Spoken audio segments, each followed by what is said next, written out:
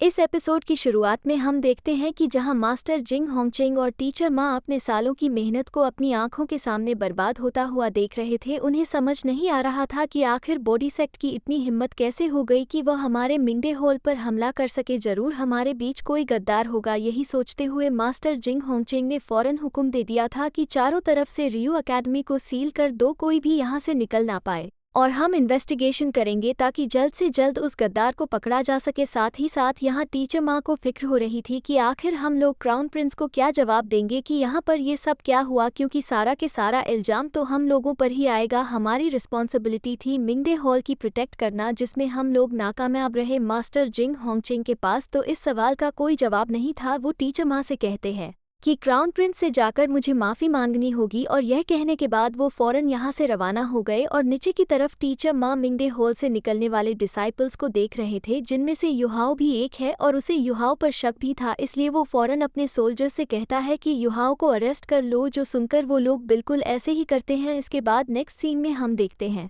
जहां टीचर माँ युहाओ से कह रहा था कि हम लोग लाई डिटेक्टिंग सोल गाइडिंग टूल का इस्तेमाल करेंगे, इसलिए अगर तुमने झूठ बोला तो हमें मालूम हो जाएगा। इसलिए मैं जो भी सवाल करूं सच सच बताना। ये बताओ कि जब मिंगडे हॉल पर हमला हुआ था तो तुम क्या कर रहे थे। जो सुनकर युहाओ बहुत ही शांति के साथ जवाब देते हुए कहता है कि तब के टाइम मैं सोल गाइडिंग टूल को बनाकर उसे टेस्ट करने के लिए लेकर जाने ही वाला था, लेकिन अचानक ही वहां पर ब्लास्ट होना शुरू हो गया और इन्हीं ब्लास्ट के कारण मैं भी होश हो गया। युहाओ की ये बातें सुनकर वो लाई डिटेक्टिंग सोल गाइडिंग टूल बिल्कुल ग्रीन शाइन शो कर रहा था, जिसका मतलब युहाओ झूठ नहीं बोल रहा और ये बात बिल्कुल सच भी है। युहाओ अपने मन में सोच रहा था कि ये लाई डिटेक्टिंग सोल गाइडिंग टूल बेशक झूठ को पकड़ तो सकते हैं, लेकिन अगर मैं आधा सच बोलूं और पूरा सच ना बताऊं तो फिर ये लोग कभी नहीं जान पाएंगे। क्योंकि युहाओ बेशक बेहोश तो हुआ था, लेकिन उसके बाद वो होश में आया और उसने बाकी भी बहुत कुछ किया जिसके बारे में उसने यहाँ पर कुछ भी नहीं बोला। लेकिन टीचर माँ युहाओ से कहते हैं कि युहाओ, हम तुम्हारे सोल गाइडिंग टूल स्टोरेज की तलाशी लेंगे, इसलिए हमारे साथ कोऑपरेट करो। हम देखते हैं कि युहाओ काफ़ी शांति के साथ टीचर माँ की तरफ बढ़ते हुए कहता है कि बेशक मैं आपके साथ कोऑपरेट तो करूँगा, लेकिन आप ये सब कुछ अनफेयर कर रहे हो। मैं जब रियो अकेडमी आ रहा था तो मैंने यहाँ अपने साथ इस बिहेवियर की एक्सपेक्ट बिल्कुल नहीं की थी। मैं मास्टर जिंग होंगचेंग से इसकी कंप्लेन जरूर करूंगा। जो कहने के बाद युहाओ ने अपनी तलाशी देना शुरू कर दी और युहाओ के पूरे सोल गाइडिंग टूल स्टोरेज के तलाशी के बाद वहां पर वो space soul guiding tool storage तो इन लोगों को नहीं मिला, लेकिन टीचर माँ को वहां युहाओ के पास ब्लेसिंग होंगचेंग मिल जाता है, जिसे देखकर वो सरप्राइज होते हुए कहते हैं कि आखिर तुम्हारे पास हमारा ब्लेसिंग होंगचेंग क्या कर रहा है, क्या तुमने इसे मास्टर जिंग होंगचेंग से चुराया। जिस पर युहाओ जवाब देते हुए कहता है कि मास्टर जिंग होंगचेंग ने खुद मुझे दिया था, लेकिन उन लोगों को तो युहाओ पर जरा सा भी भरोसा नहीं। उल्टा वो लोग युहाओ पर गुस्सा होते हुए कहते हैं कि क्या तुमने हमें बेवकूफ़ समझा है। आखिर मास्टर जिंग होंगचेंग इतना कीमती सोल गाइडिंग टूल तुम जैसे आउटसाइडर को क्यों देंगे। युहाओ कहता है कि मुझ पर इल्जाम लगाने से बेहतर यही होगा कि तुम लोग पहले जाकर मास्टर जिंग होंगचेंग से खुद सवाल करके पूछ लो। जो सुनकर भी वो सब लोग युहाओ पर यकीन नहीं करना चाहते थे। वो लोग युहाओ को लगातार यूं ही फोर्स करते रहे। तभी अचानक वहां मास्टर जिंग होंगचेंग आ गए, जो कि गुस्से के साथ कहते हैं कि रुक जाओ। इसके बाद नेक्स्ट सीन में मास्टर जिंग होंगचेंग ने अपने उन सोल्जर को बहुत ही बुरी तरीके से डांटना शुरू कर दिया था कि आखिर तुम लोगों की हिम्मत कैसे हुई, तुम लोग युहाओ के साथ इस तरह से व्यवहार कैसे कर सकते हो। हाँ, युहाओ बिल्कुल सच कह रहा था, मैंने ही उसे वो ब्लेसिंग होंगचेंग दिया। चलो अब जल्दी से जल्दी युहाओ की हथकड़ियाँ खोल दो और उससे माफ़ी भी मांगो। जो सुनकर टीचर माँ बिल्कुल ऐसे ही करने के लिए फ़ौरन से युहाओ के पास आ गए, लेकिन युहाओ उनके हाथों अपनी हथकड़ियाँ ओपन नहीं करवाता। उल्टा वो मास्टर जिंग होंगचेंग से कहता है कि मैं यहाँ रियो अकेडमी में सीखने के लिए आया हुआ था, लेकिन मैं जब से यहाँ पर आया हूँ मेरे साथ लगातार यूं ही अनफेयर चीज़ें होती आ रही हैं। क्या तुम लोग अपने मेहमानों को इस तरह से ट्रीट करते हो। जो सुनकर मास्टर जिंग होंगचेंग के पास कहने के लिए कुछ भी नहीं था। वो युहाओ से कहते हैं कि ये सब सिर्फ एक मिसअंडरस्टैंडिंग थी और इस मिसअंडरस्टैंडिंग की वजह से मैं तुम्हें एक अपॉर्चुनिटी देता हूँ। क्यों ना हम लोग सोल मास्टर्स और सोल गाइडिंग मास्टर्स के बीच एक कॉम्पिटिशन रखें, जिस कॉम्पिटिशन के दौरान तुम्हें रियो अकेडमी के डिसाइपल से फाइट करनी होगी। अगर तुमने एक डिसाइपल्स को हरा दिया तो तुम्हें 1 किलो रेयर मेटल मिलेगा, और इसी तरह से तुम जितने भी डिसाइपल्स को हरा पाओ तुम्हें उतना सारा रेयर मेटल मिलेगा। जो सुनकर युहाओ अपने मन में खुश हो गया, क्योंकि वो जानता था और हमारे श्रेक एकेडमी में रेयर मेटल की बहुत ही कमी है। अगर मैंने यहाँ पर कई किलो रेयर मेटल जीत लिया तो उसे मैं अपनी श्रेक एकेडमी लेकर जा सकता हूँ, जो कि हमारे काफ़ी काम आएगा। इसी वजह से युहाओ इस फाइट के लिए अग्री हो गया। दूसरी तरफ मास्टर जिंग होंगचेंग भी अपने मन ही मन में खुश हो रहे थे, क्योंकि उनका प्लान था कि वो फिलहाल जो मिंगडे हॉल में तबाही हुई से लोगों का ध्यान यहाँ कंपटीशन की तरफ बदल देगा। साथ ही साथ उसे युहाओ की टैलेंट के बारे में भी मालूम हो जाएगा कि युहाओ कितना ज़्यादा पावरफुल है, वो उसकी फुल एबिलिटीज़ को भी देख सकता है। यहाँ ये सारी बातें करने के बाद युहाओ वापस से अपने रूम की तरफ रवाना हो गया, जहाँ रास्ते में काइटो पहले से युहाओ का वेट कर रहा था। युहाओ काइटो को देखकर खुश होते हुए सवाल करके पूछता है कि बताओ आखिर सब कुछ कैसा रहा, जिस पर काइटो जवाब देते हुए कहता है क्योंकि मैं मिंगडे हॉल के एक्सप्लोजन वाली जगह पर मौजूद नहीं था, इसलिए मुझ पर ज़्यादा शक नहीं किया गया। हाँ, थोड़ी बहुत मेरी चेकिंग जरूर की गई, लेकिन मैंने जूज क्रॉसबो कैनन के अंदर उसे छुपा लिया जो तुमने मुझे दिया था। असल में दोस्तों, युहाओ जब मिंगडे हॉल से तबाही के बाद निकल रहा था तो वहाँ पर काइटो एक गार्ड के यूनिफॉर्म में मौजूद था, जहाँ पर युहाओ ने मौके का फ़ायदा उठाते हुए फ़ौरन उस स्पेस सोल गाइडिंग स्टोरेज को काइटो के हवाले कर दिया और काइटो ने उसे जूज क्रॉसबो कैनन के अंदर छुपा दिया था। और युहाओ ने स्पेस सोल गाइडिंग स्टोरेज को काइटो से वापस लेकर रखते हुए कहता है कि इसके अंदर एक ऐसा पावरफुल वेपन है जो कि हमारे श्रेक एकेडमी को बुरी तरीके से तबाह कर सकता था। इसी वजह से मैंने उस पावरफुल वेपन को रियू एम्पायर में रहने नहीं दिया। हाँ, बेशक रियू एकेडमी इस तरह के और भी कई सारे वेपन क्रिएट कर सकती है, या फिर शायद उन लोगों के पास और भी कई सारे ऐसे वेपन हो, लेकिन हमें भी जल्द से जल्द इस सोल गाइडिंग रोबोट को अपने श्रेक एकेडमी वापस लेकर जाना होगा, ताकि वो इसके बारे में पता लगाते हुए इसका कोई ना कोई सोल्यूशन ढूंढ सके, जो कि इन लोगों के लिए एक बहुत ही ज़्यादा इम्पोर्टेंट मिशन है। लेकिन उससे भी ज़्यादा इम्पोर्टेंट मिशन कल होगा, जिसमें सोल मास्टर्स और सोल गाइडिंग मास्टर्स के दौरान आपस में एक कंपटीशन होगी। काइटो तो इस कंपटीशन के लिए बहुत ही ज़्यादा एक्साइटेड था, क्योंकि उसे खुद पर और युहाओ पर काफ़ी ज़्यादा भरोसा था कि ये रियू एकेडमी के डिसाइपल्स हमारे सामने तो बिल्कुल नहीं टिक सकते, जो बात तो एक तरह से बिल्कुल सच भी थी। इसके बाद हम लोगों को यहाँ कंपटीशन वाला दिन दिखाया जाता है, जहाँ अरीना के बाहर कई सारे डिसाइपल्स इस कंपटीशन को देखने के लिए पहुंच गए थे, जबकि युहाओ के मास्टर यहाँ एक रेफरी की तरह काम कर रहे थे। मास्टर शान जिवन युहाओ को वेलकम करते हैं। काइटो युहाओ को चीयर अप करने के लिए जोर जोर से नकारे बजाना शुरू कर देता है। साथ ही साथ काइटो ने वहाँ पर दो बड़े बड़े पोस्टर लगवा दिए थे, जिन पर एक पर लिखा हुआ था कि Shrek the best in the world and unbeatable at one level, और दूसरे पर लिखा हुआ था कि the tank sect united the world for 1000 years. ये देखकर तो रियू एकेडमी का हर एक डिसाइपल्स गुस्सा हो रहे थे कि आखिर युहाओ और काइटो ऐसा कैसे कर सकते हैं, वो लोग इतने ज़्यादा एरोगेंट कब से हो गए। मास्टर शान जिवन भी अपना सर पकड़ते हुए कहते हैं कि युहाओ को इतना भी ज़्यादा शो अप नहीं करना चाहिए, पर चलो वैसे भी इसमें युहाओ ने कोई भी रूल्स नहीं तोड़ा, वो जो चाहे वो कर सकता है। जबकि युहाओ अपने मन में सोच रहा था कि सब कुछ उसके प्लान के मुताबिक ही हो रहा है। सब लोगों को गुस्सा दिलाना युहाओ का प्लान था, क्योंकि युहाओ सोच रहा था कि उसे लड़ाई करने वाले जितने ज़्यादा लोग होंगे वो उतने ही ज़्यादा को हरा पाएगा और उतना ही ज़्यादा युहाओ को रेयर मेटल मिल सकता है। पार्टिसिपेंट्स की तादाद बढ़ाने के लिए युहाओ ने ये चाल चली थी और उसकी यह चाल काम कर गई। दूसरी तरफ हम देखते हैं कि मास्टर शान जिवन ने वहां पर पहले कंटेस्टेंट को अरेना में बुलवा लिया, जिसका नाम शिया शानचन, वो एक 5th लेवल का सोल गाइडिंग मास्टर है। साथ ही मास्टर शान जिवन ने यहां इन लोगों की फाइट को स्टार्ट करा दिया। यहां पर अब देखते हैं कि शिया शानचन तो तेजी के साथ अपने सोल गाइडिंग वेपन को असेंबल कर रहा था। दूसरी तरफ युहाओ ने कब के अपने डार्क गोल्ड टेरर क्लॉ को एक्टिवेट कर लिया है। इससे पहले कि शिया शानचन अपने सोल गाइडिंग वेपन को एक्टिवेट करके युहाओ पर हमला कर पाता, युहाओ ने तो तेजी के साथ आते ही अपने डार्क गोल्ड टेरर क्लॉ का यूज करते सिर्फ एक ही अटैक से उसे हरा दिया। साथ ही एटीट्यूड के साथ युहाओ कहता है कि अब अगला मुझसे कौन हारना चाहेगा, जो सुनकर तो वहां पर मौजूद लोगों को और भी गुस्सा आ जाता है। और बारी बारी करके हम यहाँ देखते हैं कि रियू एकेडमी के कई सारे डिसाइपल्स ने बारी बारी करके अरीना में आते हैं और युहाओ तो एक एक अटैक में ही उनको हराता जा रहा था। युहाओ ने यहाँ पर back to back total 17 fights जीत ली है, जो देखकर तो काइटो युहाओ के लिए बहुत ही ज्यादा खुश हो जाता है। वहाँ पर युहाओ की पावर को सब डिसाइपल्स अब समझ जाते हैं। टीचर माँ को ये सब देखकर बिल्कुल भी अच्छा नहीं लगता। वो अपने मन में कहते हैं कि ये लड़का तो वाकई काफी ज्यादा पावरफुल निकला, मैंने उम्मीद नहीं की थी। इसने हमारे 17 डिसाइपल्स को हरा दिया है और अभी इसकी सोल पावर बिल्कुल कम नहीं हुई। यह बात बिल्कुल सच है कि कोई भी सोल मास्टर बहुत ही ज्यादा पावरफुल हो सकता है। अगर कोई भी इंसान सिर्फ सोल गाइडिंग टूल्स पर खुद को डिपेंड कर ले तो वो खुद को ताकतवर नहीं बना पाएगा।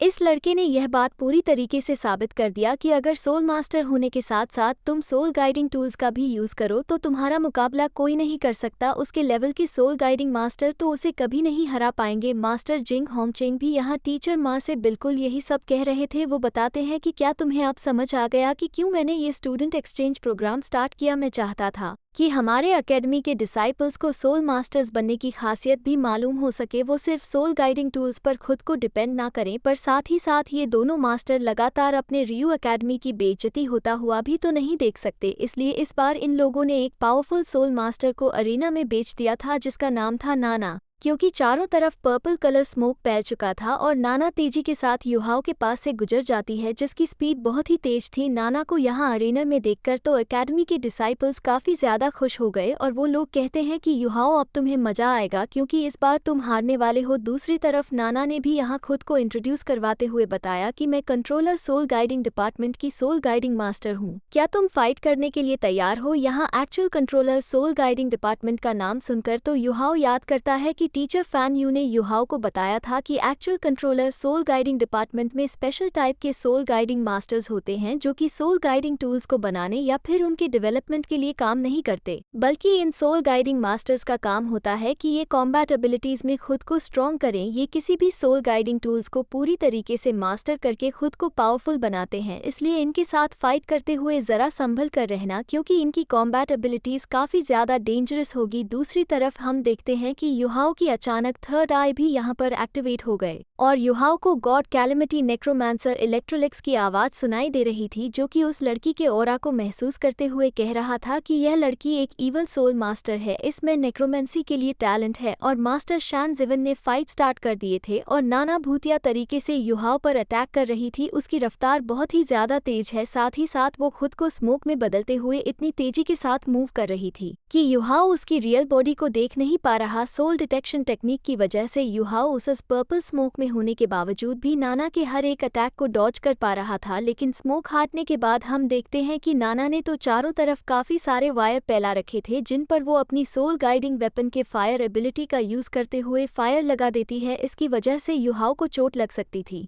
वो अपनी जगह पर मूव नहीं कर पा रहा, जिस मौके का फायदा उठाते हुए नाना यहाँ युहाओ को खत्म करने के लिए आगे बढ़ती है। लेकिन तभी अचानक हम देखते हैं कि युहाओ ने अपनी एक्सट्रीम आइस एबिलिटीज को एक्टिवेट कर लिया। साथ ही वो गुस्सा होते हुए कहता है कि एक्सट्रीम आइस ब्लास्ट, जिसकी वजह से वहां पर जितनी भी फ्लेम्स थी वो फौरन आइस में कन्वर्ट हो गई। नाना भी जंप करते हुए वापस की तरफ आ जाती है। वो देख पा रही थी कि उसका सोल गाइडिंग वेपन तो पूरी तरीके से फ्रीज हो गया। साथ ही साथ नाना ने यहाँ पर अपनी स्पीड इतनी तेज कर ली थी कि उसका एक क्लोन बन चुका था और वो स्पीड बूस्टर की वजह से युहाओ पर अटैक करना शुरू कर देती है, जो देखकर तो ऑडियंस को काफी ज्यादा मजा आ रहा था। और युहाओ को अब उसकी स्पीड की वजह से थोड़ी सी प्रॉब्लम होने लगी क्योंकि जब वो एक नाना का अटैक रोकने की कोशिश करता है तभी अचानक दूसरी नाना अपने ब्लेड का यूज करते हुए युहाओ को चोट पहुंचा देती। नाना और रियू एकेडमी के हर एक डिसाइपल्स को लग रहा था कि अब तो युहाओ यहाँ पर हारा जाएगा और बिल्कुल ऐसा ही हो रहा था क्योंकि हम देखते हैं कि नाना तेजी के साथ एक बार फिर से युहाओ पर अटैक करना शुरू हो गई थी। युहाओ भी उसके हर एक हमले को डॉज करते हुए अचानक उसको हाथों से पकड़ लेता है, जहाँ पर युहाओ के हाथ भी इस वक्त फ्री नहीं है। और दूसरी तरफ नाना के पास तो उसकी क्लोनिंग एबिलिटी थी, वो अपने क्लोन बनाते हुए मेन बॉडी को बाहर पीछे की तरफ निकाल लेती है। युहाओ बुरी तरीके से फंस चुका था, अगर वो यहाँ पर नाना के हाथ छोड़ता है तब भी वो मारा जाएगा, अगर पीछे से नाना ने उस पर हमला किया तब भी वो मारा जा सकता है। इस मुश्किल में युहाओ को देखकर टीचर मार्को तो काफी ज्यादा खुशी हो रही थी, लेकिन तभी अचानक लास्ट मोमेंट पर हम देखते हैं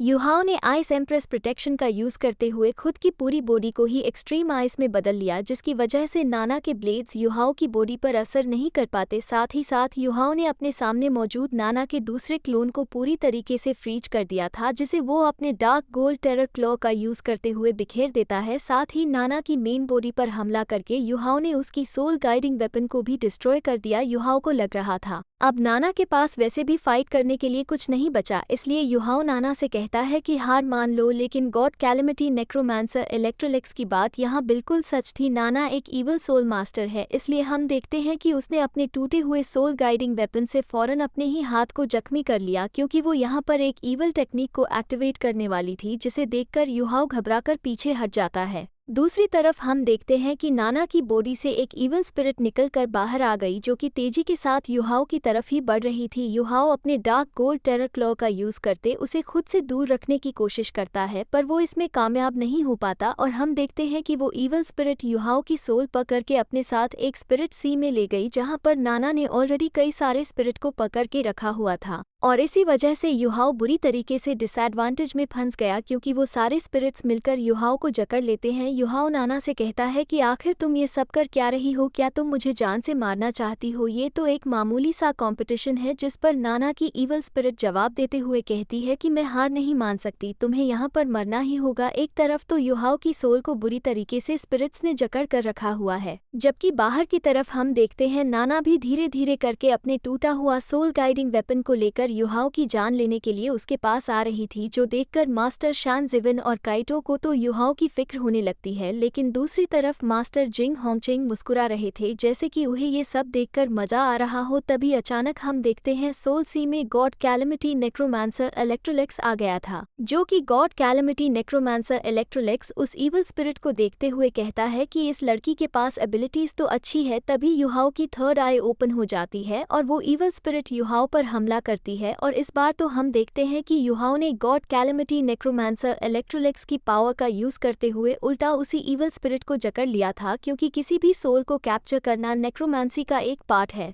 इसलिए इस वक्त नाना अपनी जगह से मूव नहीं कर पाती और उसका सोल गाइडिंग वेपन उसके हाथ से नीचे गिर जाता है। चारों तरफ मौजूद वो पर्पल स्मोक भी अब यहाँ से धीरे धीरे करके हटना शुरू हो गया था। नाना तो बहुत ही ज्यादा घबरा रही थी। वो युहाओ से सवाल करते हुए कहती है कि आखिर तुमने मेरी सोल के साथ क्या किया, जिस पर युहाओ उसे कोई जवाब नहीं देता। उल्टा वो अपने सॉवरेंस डिसेंट एब्सोल्यूट डोमिनेंस टेक्निक से हमला कर देता है, जो अटैक इतना ज्यादा पावरफुल था कि वहां अरेना में एक बहुत बड़ा एनर्जी ब्लास्ट हो जाता है। सब लोग युहाओ को देखकर बहुत परेशान हो गए थे। उन्हें लग रहा था कि शायद नाना तो मारी गई होगी, क्योंकि इस अटैक से सर्वाइव करना किसी नॉर्मल इंसान के बस की बात नहीं। पर जब पर्पल स्मोक हटा तो हमने देखा कि युहाओ ने असल में नाना को हिट किया ही नहीं, उसने नाना की जान बख्ती थी। बेशक नाना के इरादे युहाओ के लिए अच्छे नहीं थे। युहाओ नाना से कहता है कि तुमने अपनी ईवल टेक्निक का यूज किया मुझे मारने के लिए, जो कि तुम्हारी एक बहुत ही गिरी हुई हरकत थी। मैंने इस वक्त तुम्हारी सोल को कैद कर लिया है। फिलहाल तो मैं उसे आज़ाद नहीं करने वाला हूँ। मैं तुम्हें वो फीलिंग दे सकूं जो कि मैंने तुम्हारी वजह से फील की। कल के दिन मेरे कुछ मैचेस होने वाले हैं, जिसके बाद मैं तुम्हारी सोल को आज़ाद कर दूंगा, इसलिए ज़्यादा फिक्र मत करो। और इस वक्त टोटल 18 मैचेस जीत लिए हैं। काइटो तो युहाओ की ये जीत देखकर बहुत ही ज़्यादा खुश हो गया। बाकी के सब लोग भी युहाओ को चीयर अप कर रहे थे। मास्टर जिंग होंगचेंग और टीचर माँ तो युहाओ की पावर देख चुके हैं। टीचर माँ कहते हैं कि युहाओ ने पूरे 18 के 18 मैचेस जीत लिए, उसके बावजूद भी युहाओ को ज़रा सी चोट नहीं आई। ये बात तो कहनी पड़ेगी कि युहाओ के मास्टर्स ने उसे काफ़ी अच्छी तरीके से ट्रेन किया है।